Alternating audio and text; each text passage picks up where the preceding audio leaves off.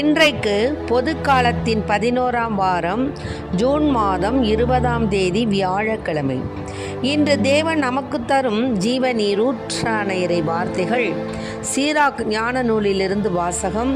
இயல் 48 இறை வார்த்தைகள் 1-15. இறைவாக்கினர் எலியா நெருப்பு போல் எழுந்தார், தீவட்டி போல் அவருடைய சொல் பற்றி எரிந்தது. மக்கள் மீது பஞ்சம் வர செய்தார், தம் பற்றார்வத்தால் அவர்களை எண்ணிக்கையில் சிலராக்கினார். ஆண்டவருடைய சொல்லால் வானம் பொழிவதை நிறுத்தினார், மும்முறை நெருப்பு விழச் செய்தார். எலியாவே, உம்முடைய வியத்தகு செயல்களில் நீர் எத்துணை மாட்சிக்குரியவர். உமக்கு இணையாய் யார் பெருமை பாராட்டக்கூடும்? இறந்தவரை உன்னத இறைவனின் சொல்லால் இறப்பினின்றும் பாதாளத்தினின்றும் எழச் செய்தீர். மன்னர்களை அழிவுக்கு உட்படுத்தினீர், மேன்மை மிக்கவர்களை படுத்த படுக்கையாக்கி வீழ்த்தினீர். கடும் சொல்லை சீனாய் மலை மீதும் பழிவாங்கும் தீர்ப்பை ஒரேவு மலை மீதும் கேட்டீர். பழி தீர்க்கும்படி மன்னர்களை திருப்பொழிவு செய்தீர். உம் வழி தோன்றல்களாக இறைவாக்கினர்களை ஏற்படுத்தினீர். தீச்சூறாவளியில் நெருப்பு குதிரைகள் பூட்டிய தேரில் நீர் எடுத்து கொள்ளப்பட்டீர். ஆண்டவருடைய சினம் சீற்றமாய் மாறுமுன் அதை தணிப்பதற்கும் தந்தையின் உள்ளத்தை மகனை நோக்கி திருப்புவதற்கும் யாக்கோபின் குலங்களை மீண்டும் நிலைநிறுத்துவதற்கும் குறித்த காலங்களில் நீர் கடிந்து கொள்வீர் என்று எழுதப்பட்டுள்ளது. ஆண்டவரின் அருள்வாக்கு. இறைவா, உமக்கு நன்றி. என்னை விட்டு கொடுக்காதவர், என்னை நடத்துகின்றவர், என்னை பாதுகாப்பவர் என் நேசர் நீரே. என்னை விட்டு கொடுக்காதவர், என்னை நடத்துகின்றவர், என்னை பாதுகாப்பவர் என் நேசர் நீரே.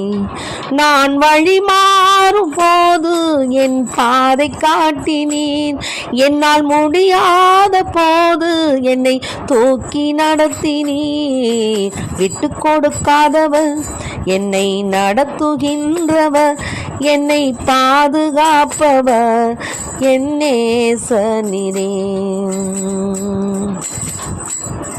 நான் வேண்டிக் கொள்வதெல்லாம் என் வாழ்வில் தருகின்றீர். நான் நினைப்பதற்கும் மேலா என்னை ஆசீர்வதிக்கின்றீர். நான் வேண்டிக் கொள்வதெல்லாம் என் வாழ்வில் தருகின்றீர். நான் நினைப்பதற்கும் மேலா என்னை ஆசீர்வதிக்கின்றீர். விட்டு கொடுக்காதவர், என்னை நடத்துகின்றவர், என்னை பாதுகாப்பவர் என் நேசர் நீரே. இன்றைக்கு நம் தேவன் தரும் ஜீவ நீரூற்றான இறை வார்த்தைகள் சீராக் ஞான நூல் இயல் 48 இறை வார்த்தைகள் 1-15. அதாவது, இறைவனுக்கு நம்ம பிரியமாக நடந்தோம்னா, இறைவனோடு ஒன்றித்தோம்னா, இறைவன் சொற்படி கேட்டோம்னா, அவருடைய நியமங்கள் கட்டளைகளுக்கு கீழ்ப்படிந்தோம்னா நமக்கு என்னென்ன ஆற்றல்கள் வரும் அப்படிங்கிறத இந்த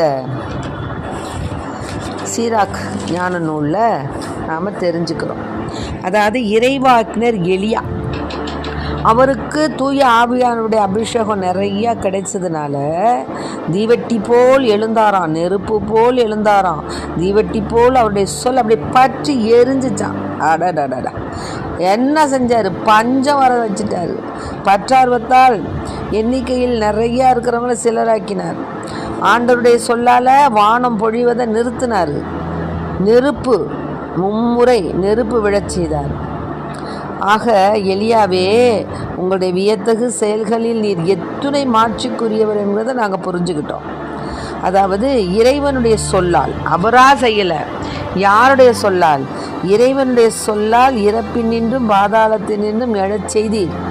மன்னர்களை அழிவுக்கு உட்படுத்தினீர், மேன்மை மிக்கவர்களை படுத்த படுக்கையாக்கினீர். பாருங்க. ஆக, எலிசா தன்னுடைய வாழ்நாளில் எந்த தலைவருக்கும் அவர் அஞ்சலை, அடிபணியலை. யார் ஒருத்தருக்கு மட்டும் அடிபணிந்தார்? தேவனுக்கு மட்டும்தான். அவரால் முடியாதது ஒன்றும் இல்லை. இறந்த பிறகும் அவருடைய உடல் இறைவாக்கு உரைச்சிச்சான். அப்போ பாருங்கள், அவருடைய வாழ்நாளில் நிறைய வியத்தகு செயல்களை செய்தார். அவருடைய செயல்கள் வியப்புக்கு உரியனவாக இருந்தன.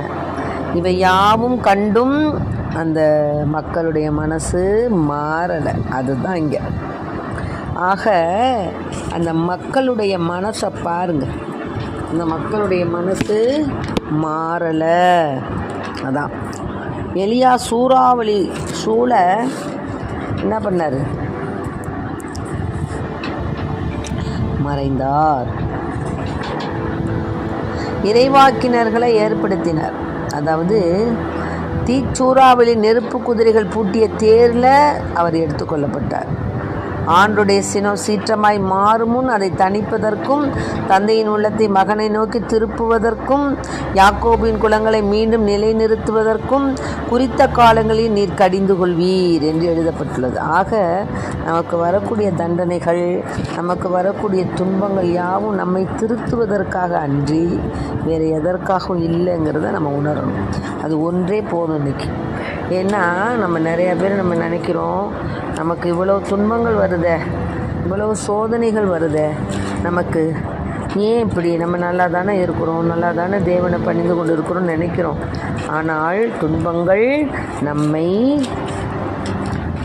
திருத்துவதற்காக, நம்முடைய வாழ்க்கையில் நம்ம இன்னும் பல அதிசயங்களும் அற்புதங்களும் தேவனுடைய கிருபையால் நம்ம செய்யணும், நம்மளை பயன்படுத்துவதற்காக கூட இருக்கலாம் ஆண்டவருடைய அந்த கண்டிப்பு. ஆக இதை கேட்டுக்கொண்டிருக்க அன்பார்ந்த பிள்ளைகளை, உங்கள் வாழ்நாட்களில் வரக்கூடிய துன்பங்களை கண்டு சோர்ந்து போயிடாதீங்க. ஏன்னா தோபித்தாகமத்தில் பார்க்குறோம், 4வது இயலில் 19வது வார்த்தை, உன் வழிகள் நேரியனவாய் அமையவும் உன் முயற்சிகளும் திட்டங்களும் வெற்றியடையவும் அவரிடம் அன்றாடு. ஆமேன். ஆக நம்மளுடைய வழிகள் நேரியவாக இருக்கணும். நம்முடைய முயற்சிகளும் திட்டங்களும் அப்போ தான் என்ன செய்யும்? வெற்றி அடையும். தோபித்து ஊர்லேருந்து வரக்கூடிய வார்த்தை 4வது இயலில் 19வது வார்த்தை. மேலும் என்ன சொல்கிறாரு? இந்த லூக்கா, பரிசுத்த லூக்கா எழுதிய நற்செய்தியில் 18வது அதிகாரத்தில் 27வது வார்த்தை என்னென்னா, மனிதரால் இயலாதவற்றை கடவுளால் செய்ய இயலும். அதனால தான் எலியா என்ன செஞ்சார்? அப்படியே மும்முறை நெருப்பை விழச் செய்தார். ஆமேன். அது மும்முறை நெருப்பு விழச் செய்தார். தீச்சூறாவளி ஏற்படுத்திய சூறாவளி போல அவருடைய வார்த்தை இருந்தது. ஆமேன். மேலும் நெருப்பு, அவருடைய சொற்கள் மிகவும் இறைவனுடைய கண்டிப்பு சொற்களாக இருந்தது. ஆண்டவருடைய சொல்லால் வானம் பொழிவதை நிறுத்தினார். மும்முறை நெருப்பு விழச் செய்தார். வியத்தகு செயல்களில் மாற்றிக்குரியவராக இருந்தார். மன்னர்களை அழிவுக்கு உட்படுத்தினார். இறப்பினின்றும் பாதாளத்தினின்றும் எழச் செய்தார். யாரை? இறந்தவரை. உன்னத இறைவனின் சொல்லால். ஆக அப்போ லூக்கா சொன்ன வார்த்தைக்கும் இந்த வார்த்தைக்கும் எவ்வளோ பொருத்தம் பாருங்கள். மனிதரால் இயலாதவற்றை கடவுளால் செய்ய இயலும். அதுக்கு பாருங்கள், இதுக்கு இந்த எலியாவினுடைய வாழ்க்கையே நமக்கு ஒரு சாட்சியமாக இருக்கிறது. ஆக அன்பு பிள்ளைகளை, நம்முடைய வாழ்க்கையில் துன்பங்கள் வரலாம், துயரங்கள் வரலாம், வேதனைகள் வரலாம், சோதனைகள் வரலாம். ஆனாலும் தேவன் நம்மை புடமிடுகின்றார். அதாவது தங்கத்தை புடமிட்டால்தான் அது நல்ல ஒரு ஆபரணமாக வரும்.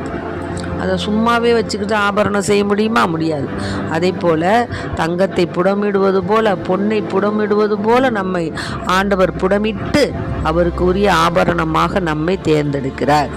ஆகவே அன்பு பிள்ளைகளை, உங்களுக்கு ஏற்படக்கூடிய துன்பங்கள் எல்லாவற்றையும் தேவனுக்கு முன்னதாக சமர்ப்பித்து அவரிடம் நான் நம்பிக்கை கொள்ளும் பொழுது ஆண்டவர் நிச்சயம் நிச்சயம் நிச்சயம் நம்மை தேற்றுவார். அதான் எபிரேயருக்கு எழுதிய திருமுகத்தில் 5:12 கடவுளுடைய வார்த்தை உயிர் உள்ளது, ஆற்றல் வாய்ந்தது.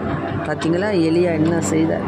கடவுளுடைய வார்த்தையால், இறை வாக்குனால் மும்முறை நெருப்பை உண்டாக்க செய்தார். ஆகவே அன்பு பிள்ளைகளே, திருப்பாடல் 128 6வது வார்த்தை சொல்வது போல, நீர் உம் பிள்ளைகளின் பிள்ளைகளை காண்பீர்களாக. திருப்பாடல் 128 5வது வார்த்தை சொல்வது போல, ஆண்டவர் சீயோனிலிருந்து உமக்கு ஆசி வழங்குவாராக. ஆமென்.